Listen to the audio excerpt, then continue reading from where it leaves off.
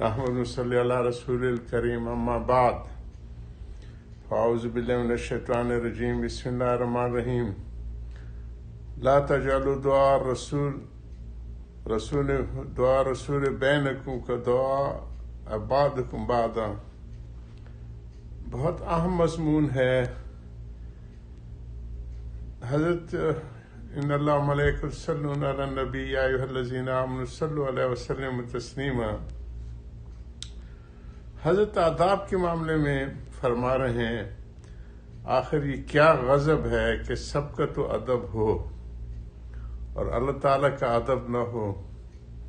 آخر رسول اللہ صلی اللہ علیہ وسلم کا ادب ہے، استاد کا ادب ہے، باپ کا ادب ہے، شیخ کا ادب ہے، پھر خدا تعالیٰ کا ادب کیوں نہ ہو؟ اور اس کے ادب کا مظاہرہ کعبہ کے ہاں اکابرین میں ہوتا تھا۔ ہم نے تو 40 سال پہلے اپنے بڑوں کو بولتے ہوئے اس انداز میں کہ کان کے پاس منہ مبارک کرتے تھے اور آہستہ آہستہ بولتے تھے، ایسے چیخنا پکارنا نہیں ہوتا تھا جو آج کل ہو رہا ہے۔ رسول اللہ صلی اللہ علیہ وسلم کا ادب کے متعلق قرآن کی آیت فرما رہی ہے کہ آپس میں رسول اللہ صلی اللہ علیہ وسلم کا نام اس طرح نہ لیا کرو جیسے آج کل ہمارے ہاں رواج ہو گیا ہے کہ صفائی کرنے والے کو تعال یا محمد یا محمد۔ یہ اس آیت کے حساب سے سخت بے ادبی ہے۔ عبداللہ کہہ دیا کرو، تعال یا رجل کہہ دیا کرو، آؤ وہ شخص، تعال یا محمد۔ یہ منع کیا گیا ہے کہ آپس میں رسول اللہ صلی اللہ علیہ وسلم کا نام اس طرح نہ لیا کرو جس طرح ایک دوسرے کا نام لیتے ہو۔ ان الذین ینادونک من وراء الحجرات اکثرهم لا یعقلون۔ جو اس طرح کے آپ کے نام کو پکارتے ہیں، یہ جو لوگ حجروں کے باہر سے آپ صلی اللہ علیہ وسلم کو پکارتے ہیں ان میں اکثروں کی عقل نہیں ہے۔ رسول اللہ صلی اللہ علیہ وسلم کا نام عام شخصوں کے، میں نے پچھلی دفعہ بھی حضرت محمود غزنوی رحمہ اللہ کا واقعہ سنایا تھا۔ ہمارے کابرین تو اتنے ادب کا نمونہ تھے۔ ان کا خادم تھا، غلام تھا، اس زمانے غلام میں ہوتے تھے، لیکن غلام بھی جو باصلاحیت ہوتے تھے وہ مشیر و وزیر کے عہدے تک پہنچتے تھے۔ خاندان غلامان تو ہمارے ہاں ہندوستان میں بہت عرصہ حکومت کرتا رہا۔ ہمارے بزرگ برکت کے لیے تو نام محمد شروع میں رکھتے تھے، ساتھ دوسرا جوڑ دیتے تھے، محمد رمضان، یعنی رمضان میں پیدا ہوا تو محمد تو اس کا نام تھا رمضان، اور رمضان سے پھر اس کو شروع ہوتے تھی تو رمضان آ جاؤ یہ کام کر لو۔ تو ڈائریکٹ محمد کو پکارنے کا رواج نہیں ہوتا تھا ان نیک لوگوں کو بھی۔ تو ایاز کا بیٹا، اور ایاز خاص مشیر تھا اور ان کا وزیر تھا، ایک ہی صف میں کھڑے ہو گئے محمود و ایاز، نہ کوئی بندہ رہا نہ کوئی بندہ نوا۔ ہمارے ہاں اس چیز کا فرق نہیں ہوتا تھا، جو خود کھاتے تھے وہ غلاموں کو کھلاتے تھے، ایک ہی صف میں کھڑے ہو کے نماز پڑھتے تھے۔ تو حضرت محمود غزنوی عادل سلطان کے نام سے ہمارے یہاں عرب سادات میں ان کی کتابوں میں ذکر آتا ہے، واقعتاً عادل سلطان تھے۔ آپ ہمیشہ باوضو رہتے تھے اور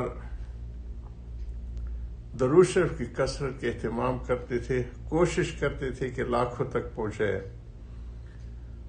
وہ درود ہم لوگوں نے یہاں سے عرب سادات کی کتابوں سے اپنے کتاب الاذکار، جو درود شریف کی چہل حدیث ہے، اس کے بعد ہم نے اس کو چھپوایا ہے کہ حضور صلی اللہ علیہ وسلم خواب میں ان کو ارشاد فرمائے کہ محمود تم عرضی میں خدمت خلق کی بہت ذمہ داری ہے، آپ بس یہ پڑھ لیا کرے، آپ کو اس کا اجر لاکھوں کے حساب سے ملے گا۔ تو وہ حضور صلی اللہ علیہ وسلم کا نام بے وضو نہیں لیتے تھے۔ انسان عمر کے ساتھ ساتھ عوارض بھی پڑھتے ہیں تو وضو ان کا نہیں رہا، اور اس وقت ایسے اٹیچ باتھ روم وغیرہ تو ہوتے نہیں تھے جیسے آج کل ہے، دور جا کے اور پانی وغیرہ یا اس قسم کی وضو کی جگہ فاصلے پہ بنی ہوئی ہوتی تھی.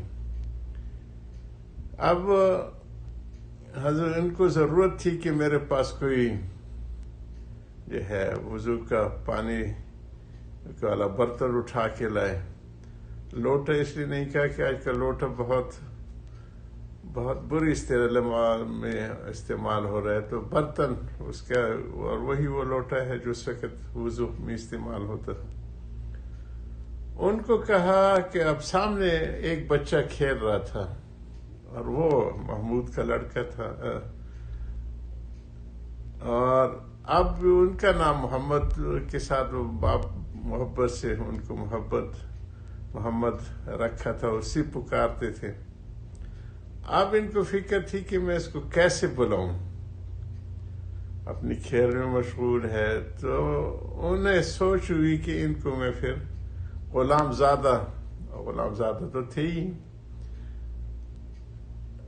غلام زادہ ادھر آ جاؤ، تال یا غلام زادہ ایسے کہا. تو وہ آ گئے، کہا کہ وہ سامنے جو برتن پڑا ہے وضو کے لیے، لوٹا، وہ اٹھا کے لے آؤ.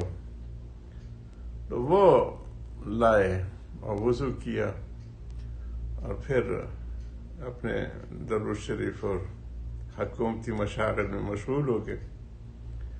کچھ دن وہ بچہ سامنے نہیں ہے جو ہمیشہ روز کھیلنے کے لیے آتا تھا اور اپنی معصوم اداؤں سے محظوظ کرتا تھا، تو نظر نہیں آیا. ایک تعلق ہو جاتے، اور تعلق بھی بچوں جیسا.